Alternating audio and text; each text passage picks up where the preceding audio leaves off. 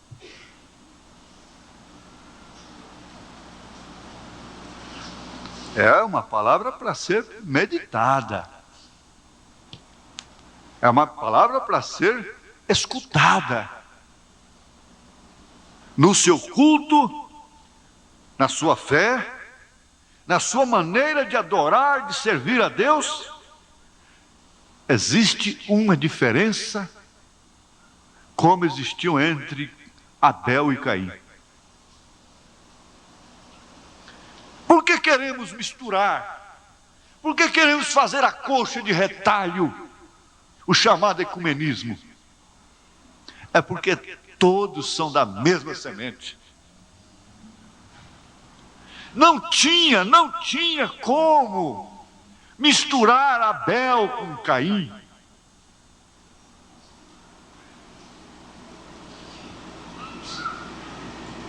Não tem como misturar Deus com o mundo, com a política, com a religião. Não tem como.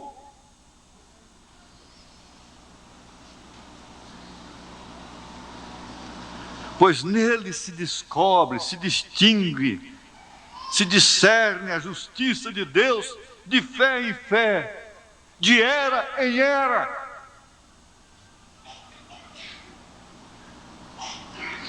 Agora veja o segredo de distinguir a voz, o som, discernir, descobrir, distinguir a pessoa com quem você deve se casar. Discernir os espíritos.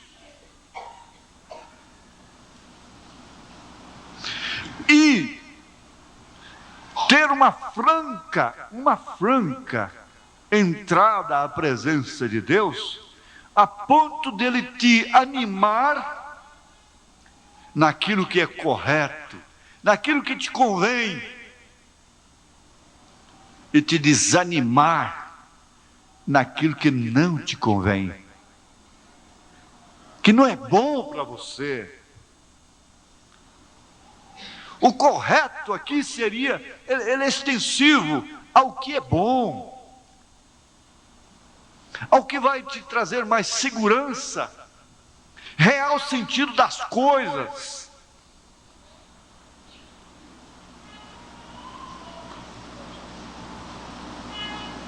A morte de Abel foi uma morte tranquila, foi uma morte descansada, porque ele morreu por causa de sua revelação.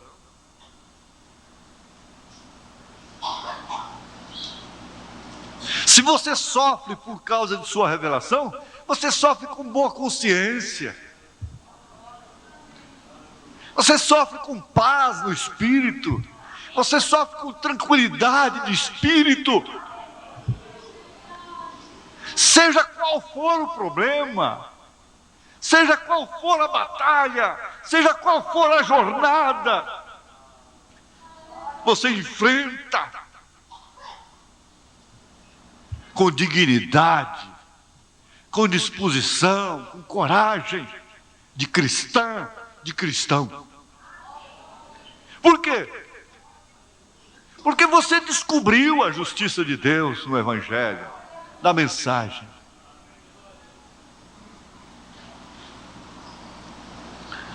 Distinguir, descobrir, discernir a fé. Olha, note uma coisa, a fé é uma escolha. A fé é uma escolha. Você escolhe aquilo, você escolhe aquele, você escolhe este, você escolhe esta, etc. A fé te leva a ver o invisível. A fé faz você vidente. A fé te leva a esperar em coisas substanciais, mas que não se veem com os olhos.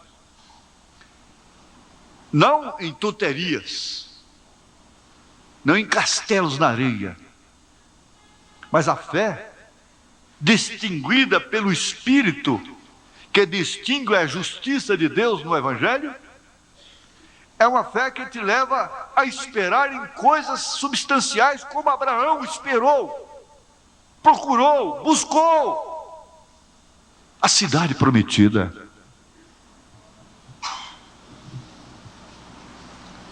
A fé não é a psicose. A fé não é um sonho, uma ilusão de uma moça apaixonada, de um rapaz apaixonado, de um homem invocado. Eu encontrei um homem invocado lá em Brasília, invocado com paraquedas para avião. E ele queria entender que avião mais nenhum podia cair, porque ele descobriu um paraquedas para avião. Depois então ele teria que fazer um paraquedas para o paraquedas. E depois ele teria que fazer um paraquedas para aquele paraquedas do paraquedas. E vai sempre assim.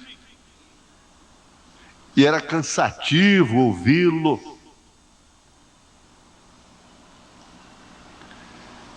Porque não havia lei para aquilo. Deus não criou lei para aquilo. Mas a fé do justo, isto é, aquele que descobre a justiça do Evangelho, e por isso se aproxima de Deus como Abel se aproximou. Essa fé é o firme fundamento das coisas que se esperam, e a prova das coisas que não se veem. Que não se vê através dos olhos naturais, que exigem, os nossos olhos exigem cores. Os índios têm que pintar os seus rostos, por necessidade de cores, porque a cor que eles mais veem é verde, verde, verde, verde. Então eles se encantam com o vermelho, com o amarelo, com o azul, com outras cores. Eles precisam de cores. Os olhos necessitam de cores. Se você visse só uma cor durante toda a sua vida, você ficaria louco.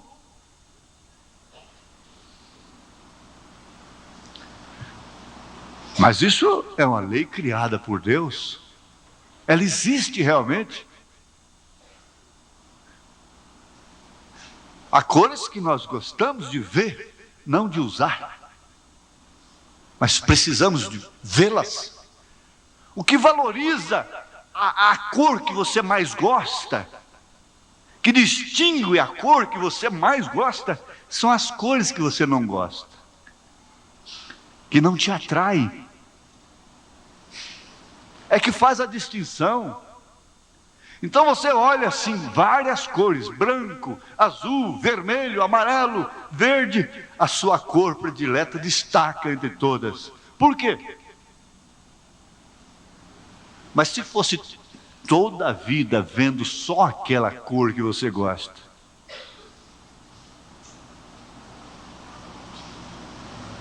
veja como isso distingue o Evangelho, a mensagem.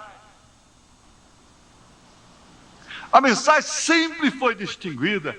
Quando elas começaram a ficar sempre da mesma cor, todo mundo, cor denominacional, então aquilo trouxe o que? Uma saturação. Deus vai para frente, até completar as 7 cores do arco-íris. Em cada cor ele tem uma linguagem, em cada cor ele tem uma mensagem. No verde ele tem a vida. E assim por diante.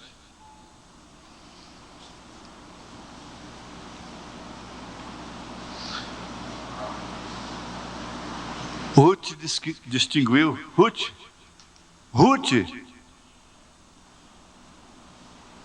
a nora de Noemi, distinguiu a justiça em tempo de decidir. O teu povo é o meu povo, o teu Deus é o meu Deus.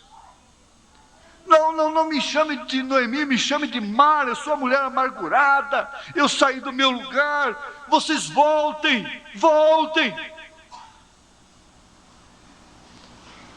A outra se despediu chorando, com lágrimas nos olhos, pesares no coração, mas foi-se, beijou-a e virou as costas. Não distinguiu. Não tinha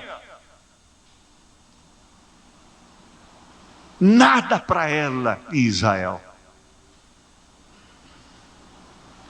Mas Ruth, muito embora sendo uma gentílica, tinha um Boaz lá dentro. Pretensão, presunção.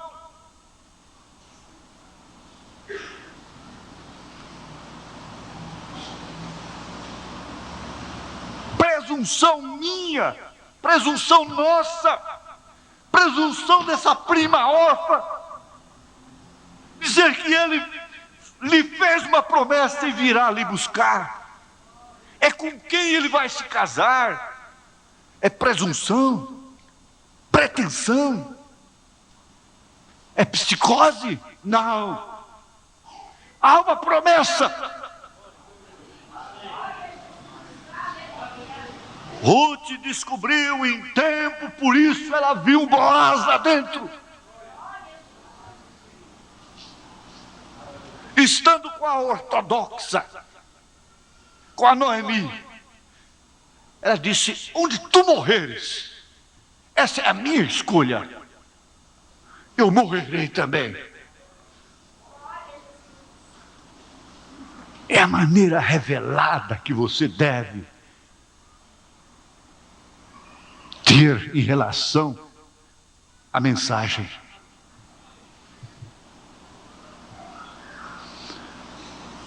Ela viu Boaz lá dentro. Ela não viu no seu entendimento. Os seus olhos olhou de cá e aquele homem zarrão que se distinguiu entre os demais para ela e flertaram os dois. Não foi assim. Ela não sabia no seu entendimento. Mas quando ela escolheu, a sua fé estava escolhendo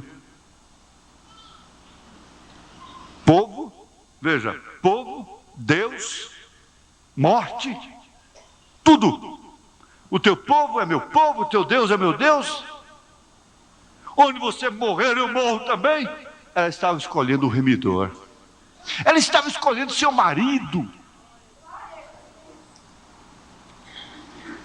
Raabe distinguiu a justiça de Deus com Israel sobre todas as nações, e ela, sem nenhum patriotismo, que não salvaria a sua pele e muito menos a sua alma, sabia que a justiça de Deus pesaria sobre a sua cidade. E você sabe de uma coisa? A maior pretensão, maior absurdo, uma meretriz agir de tal forma que pudesse dar a entender que ela diz para si mesma: eu vou acolher esse Deus através de seus espias e vou me casar com um general.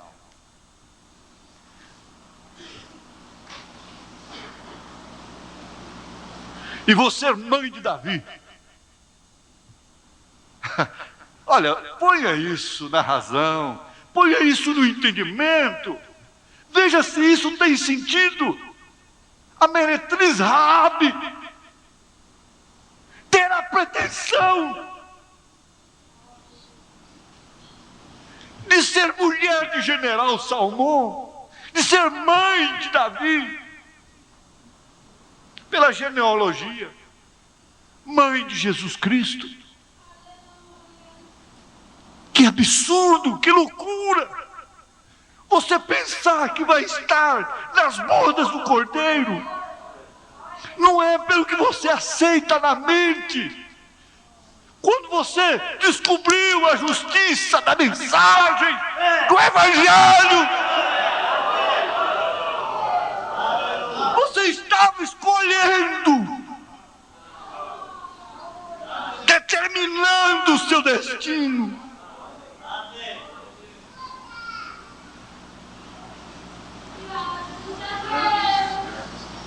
Oh, meu irmão, pai de família, moço, moça, mãe, não sou eu, não sou eu, não é este homem. É ele, é ele, é ele, meu irmão, é ele, minha irmã. Então você descobre, discerne, distingue. Teu povo é meu povo, teu Deus é meu Deus, teu profeta é meu profeta, tua mensagem é a minha mensagem. Ainda que eu tenha que respigar apenas dentro dela.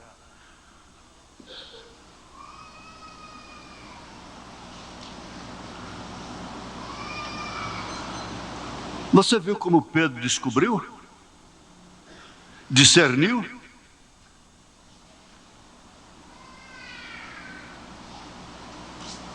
Tu és o Cristo, o Filho de Deus vivo?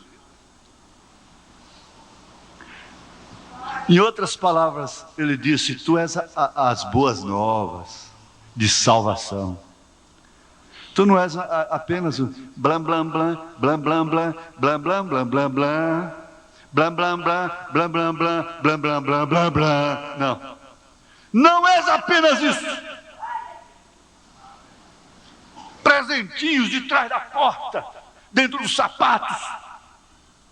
Não é isto. Não é Jesus histórico, teórico, mental.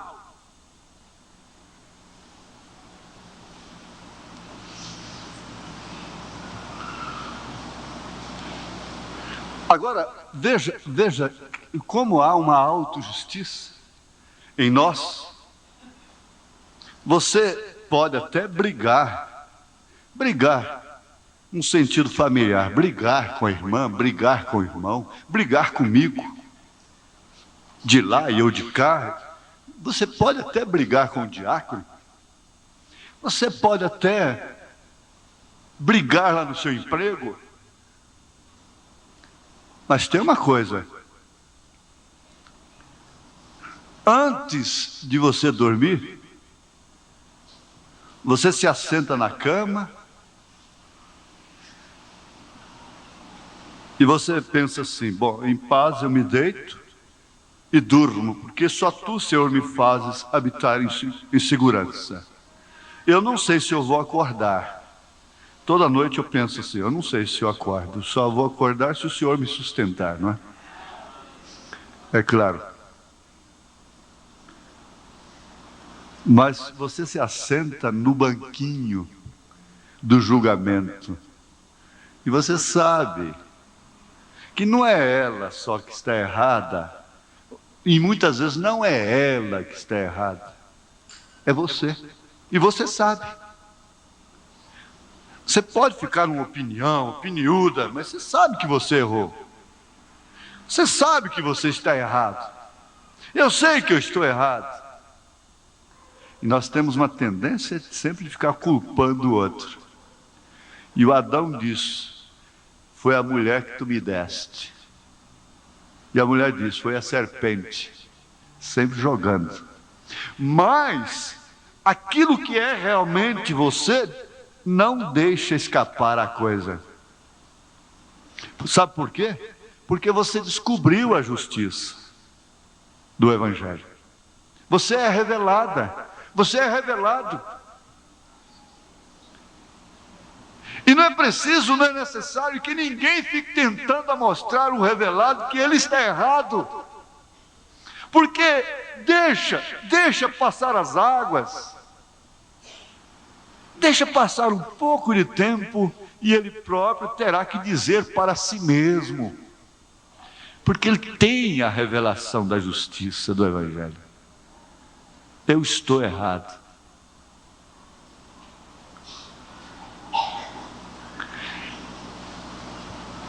E há um momento que ele chega a conversar consigo mesmo, dizendo: você, são dois. E que esse outro lá de dentro, que escolhe o Boaz, que escolhe o general Salmão sem nunca conhecê-lo, diz para este que pede para ver, para palpar: você está errado. Você está errada.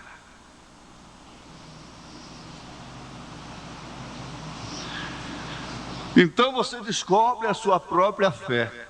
Mas é bonito isso aqui. É muito importante e é fundamental para prosseguirmos nessa jornada que nós estamos empreendendo por vocação divina. Eu não estou aqui porque eu quero estar. Se alguém já me desejou ver fora daqui, não tem como, porque eu não quisera estar aqui. E nenhum homem gostaria de estar aqui,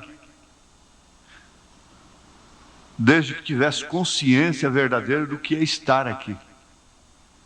Ele não gostaria de estar aqui. Mas como Paulo disse: ai de mim se não estiver aqui. E você então descobre que a fé é também um atributo de Deus. É um atributo de Deus. Como nós estamos vindo de fé em fé, como nós estamos vindo de vitória em vitória, porque muitas quedas são vitórias. Você sabia que muitas quedas são vitórias? Então nós estamos vindo de vitória em vitória e descobrimos que a fé é um atributo de Deus. A verdadeira fé, a fé dos profetas e dos apóstolos, a fé de Abel, de Abraão, de todos os patriarcas, não muda. É um atributo de Deus. Tanto que ela está representada naquele quadro tão perfeito por Abraão. Abraão é a fé, Isaque é o amor, Jacó é a graça, José a perfeição, Davi a justiça. Não falha, é um atributo de Deus. E você descobre que não é a fé em São João, em Santa Maria, em Santo Antônio para casar, em São Benedito para isso, Santa Luzia para os olhos, não é nada disso. Em São Jesus Cristo, porque existe o São Jesus Cristo, um ídolo, o ídolo do Natal, o ídolo da Sexta-feira da Paixão. Esse não é o nosso Jesus. O nosso Jesus não é nosso ídolo. Nosso Jesus é nosso Deus, é nosso Salvador. Os fabricantes de ídolos fizeram tantos ídolos, incluindo Jesus Cristo entre eles.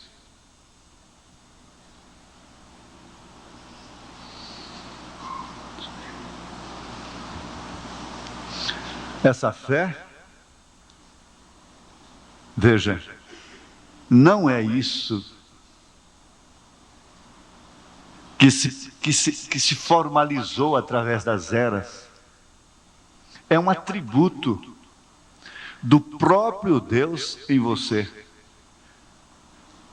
A fé que Abraão exerceu em Deus veio do próprio Deus como atributo para ele. E ele descobriu esta fé e ofereceu, através dessa fé, o seu filho.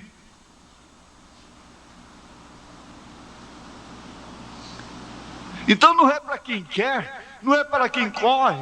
A partir de hoje eu vou ter fé em Deus. A partir de hoje eu vou ter fé na mensagem. Não. Você não teve que decidir mecanicamente. A partir de hoje eu vou crer nesse profeta. Não. Essa fé é um atributo. É atributo de Deus. Veja, a fé de Abraão estava em Deus. Ele a descobriu no seu Deus. Porque crer em Deus, até os demônios creem. Ter fé em Deus. O mundo todo pode ter, mas ter a fé de Deus, somente para filhos de Abraão. Ela é do tamanho de um grão de mostarda. Por isso ela remove montanhas, ela remove credos, remove dogmas, remove batismo nos títulos. Você já removeu? Você está pensando o que é isso? Remover batismo nos títulos, Pai, Filho e Espírito Santo. Ela remove a grande montanha dos três deuses, das três pessoas distintas. Ela chama Elohim de Senhor, vendo três. Ela diz, meu Senhor.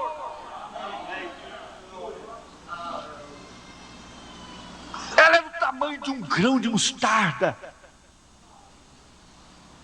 Ela vê o Boaz lá dentro de Israel e vai respigar a seus pés, sem nenhuma pretensão.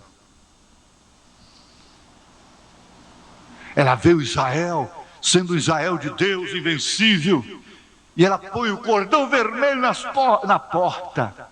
Ela esconde atributos de Deus dentro de sua casa. Ela esconde.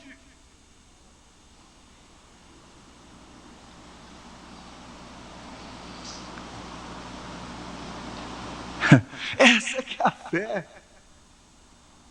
Essa fé do próprio Deus, como o amor é dele, como toda essa estatura do varão perfeito. O varão perfeito é Cristo. O varão perfeito é o Senhor Jesus Cristo. Nele, fé, virtude, conhecimento, temperança, paciência, piedade, amor fraternal e amor.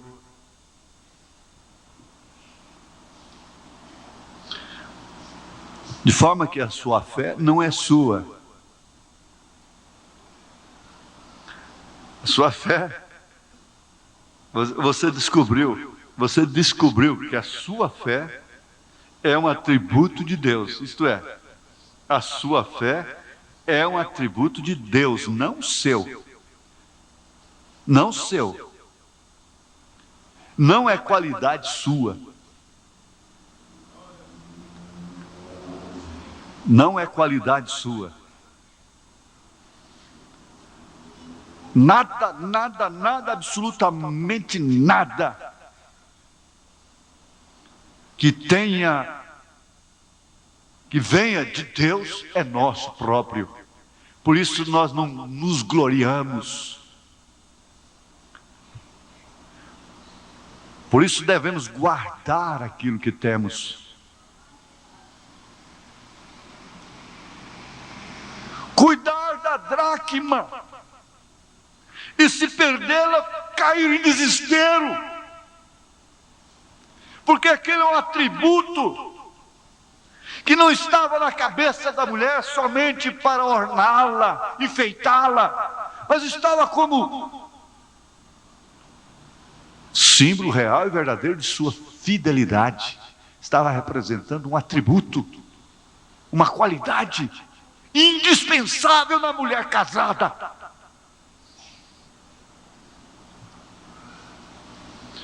Por isso ela varreu a casa loucamente, até encontrar a dracma perdida, e chamou as vizinhas para fazer festa, porque a encontrou. Ela sabia qual seria a consequência? Se o seu esposo a encontrasse sem aquela dracma. Porquanto, no seu casamento, ele colocou aquela dracma no seu diadema. Cada uma delas significava uma virtude indispensável a ela, aquela mulher casada.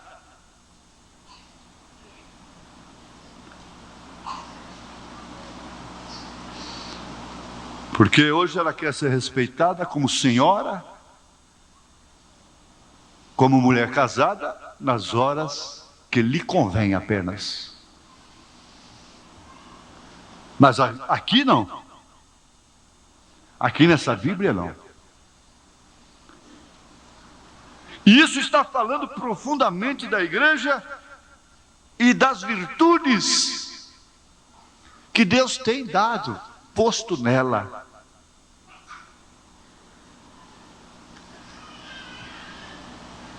Aqui na mensagem Fé Perfeita, parágrafo 48, o irmão Branham disse: Jesus teve fé na palavra de Deus, que disse o que ele era.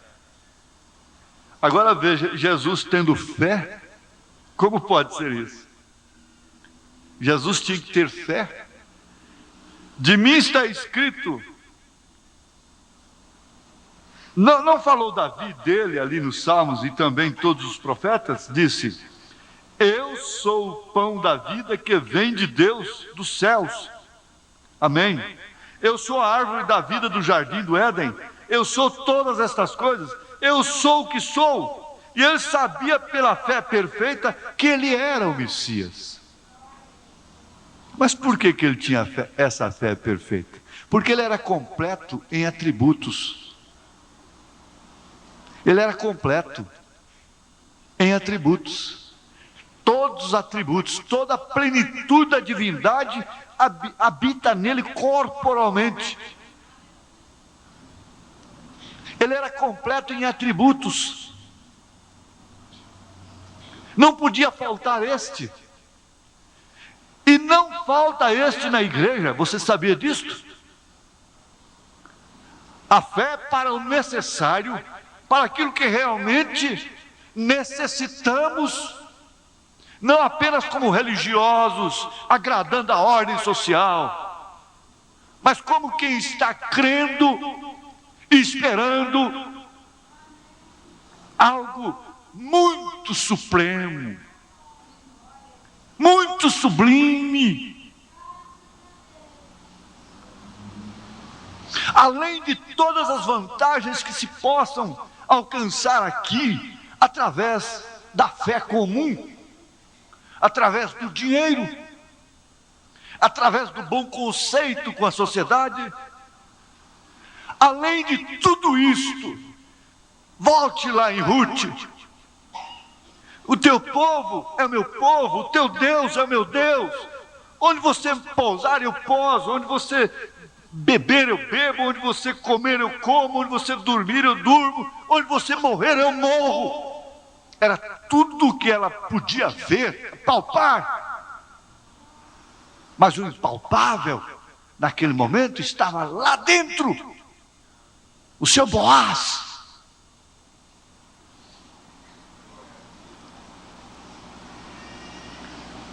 Está além disto.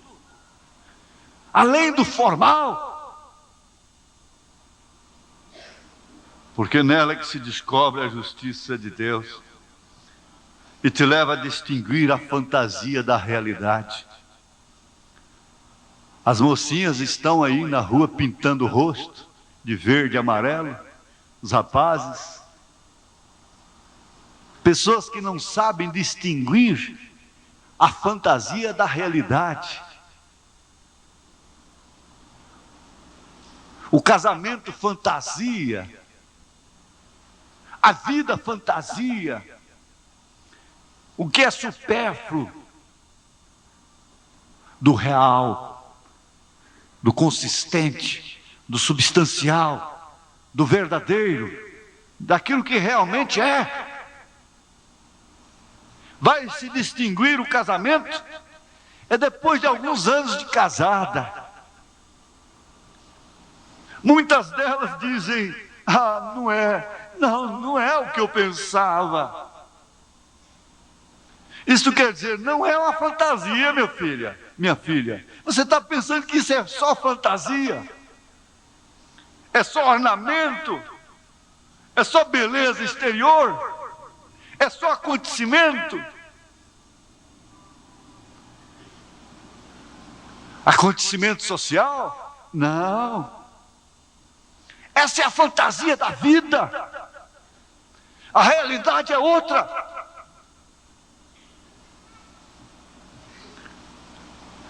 E sabe, para viver as fantasias, é necessário razão, afeto, etc. Audição, paladar, tato, visão. Isto, para se viver as fantasias. Mas para viver a realidade, é preciso daquilo que é realidade. Aquilo que é fato. Aquilo que é real. Aquilo que é verdadeiro. Por isso São João disse: no que é verdadeiro nós estamos. O povo não pode estabelecer a sua fé em fantasia religiosa, em emoções religiosas, sensações religiosas, carismáticas. Tudo isso é fantasia religiosa. Não havia fantasia naquela hora para Raabe.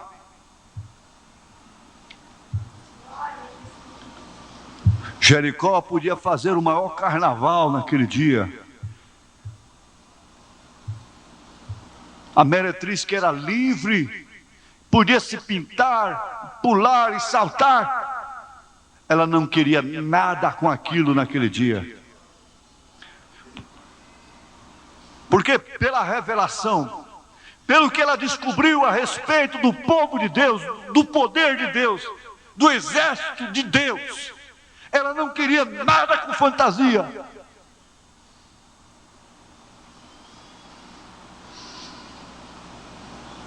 O jovem procura mais a fantasia,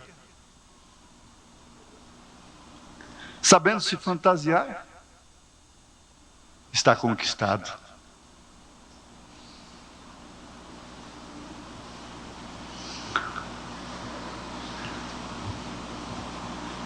Como seria isso? Através de que meio? Salmão deu o braço, com os ombros cheios de medalhas, para Raabe. Por que Boaz enfrentou o tipo real do diabo? Diz: o direito é seu.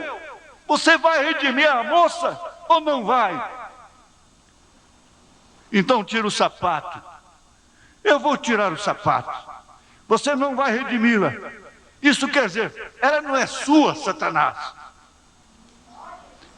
Ela não é sua. Foi que o profeta, ao dizer assim para a irmã Meda e lutar com ela, quando a sua Rebeca, aos 15 anos de idade, estava com a cabeça cheia de fantasia. Fantasia do rock. Quando ele disse: Meda, deixa a menina.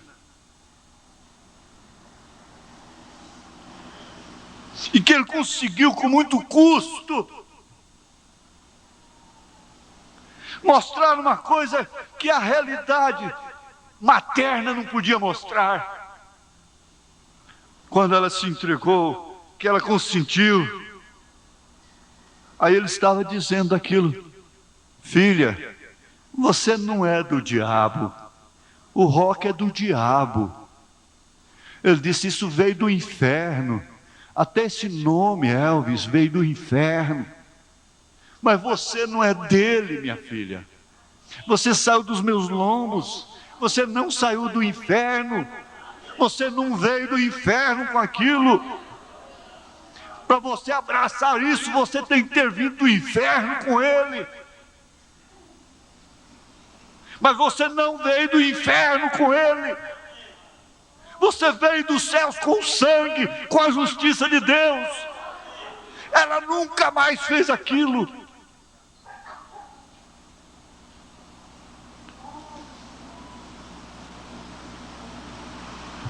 Isso é que nós podemos chamar, qualificar e dizer: isso não é leite desnatado.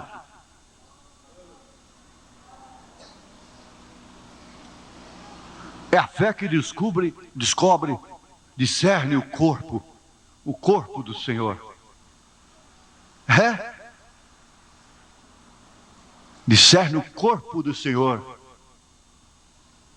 discernindo o seu corpo, distinguindo o seu corpo, descobrindo o seu corpo. Isto quer dizer, a sua justiça requer sangue. Este sangue é do Cordeiro. Ele morreu no meu lugar. Senhor Deus, nós não temos como não ver estas coisas. Mesmo que nós não quiséssemos vê-las, não tem como. Porque nós somos revelados. Isso não é mérito nosso. Isso vem do Senhor.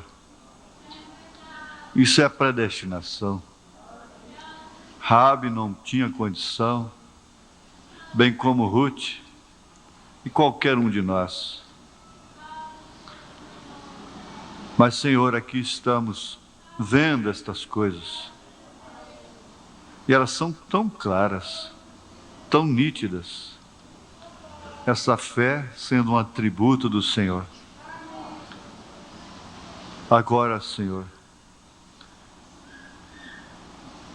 é tão fácil para o Senhor contactar a cada um, a cada coração,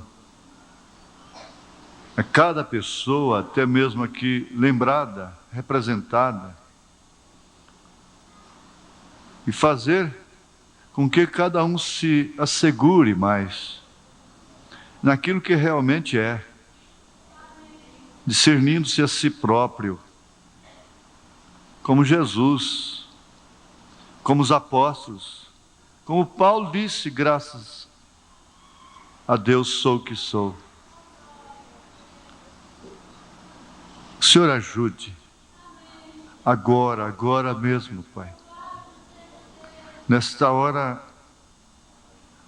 irmão, deixa a sua fé tocar como atributo do próprio Deus nele. Quem tocasse no monte morreria. Mas aí vem a justiça do sangue. O sangue está aí. Quem entrasse veio adentro morreria. Mas agora vem a justiça do sangue. Morre quem ficar do lado de fora. Você tem ousadia para entrar no Santíssimo Lugar. E aí você pode conhecer-se a si mesmo, a si mesma. Você vai dizer para você mesmo, para você mesma. Você diz: você é quem está errado. Não é ela, não é ele. Não é minha irmã, não é meu irmão. Não é o meu inimigo. Quem está?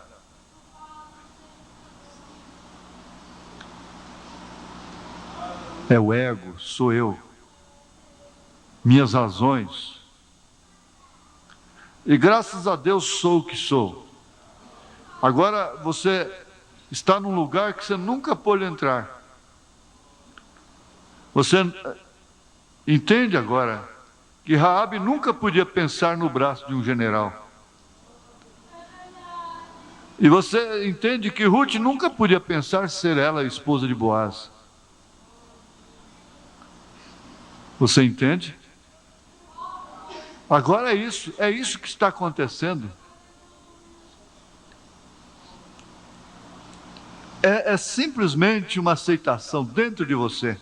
Eu não quero falar em doença, porque se houver um toque maior para coisas sublimes, as doenças desaparecem. Na sua própria concepção, elas deixam de ser grandes, deixam de ser montanhas. Você se lembra da montanha que foi abolida? Das 3 pessoas distintas, do batismo dos títulos e outras coisas tantas. Ora, diante desse leão, desse urso, Golias também não é nada. Deus te abençoe agora. Deus te fortalece agora. Amém. Você é um pregador do Evangelho também, e você está aqui por uma boa causa. Você não está doente, você está em necessidade e você quer um avivamento pentecostal para começar em sua igreja. Todos nós queremos isso. Vamos todos ficar de pé por um avivamento.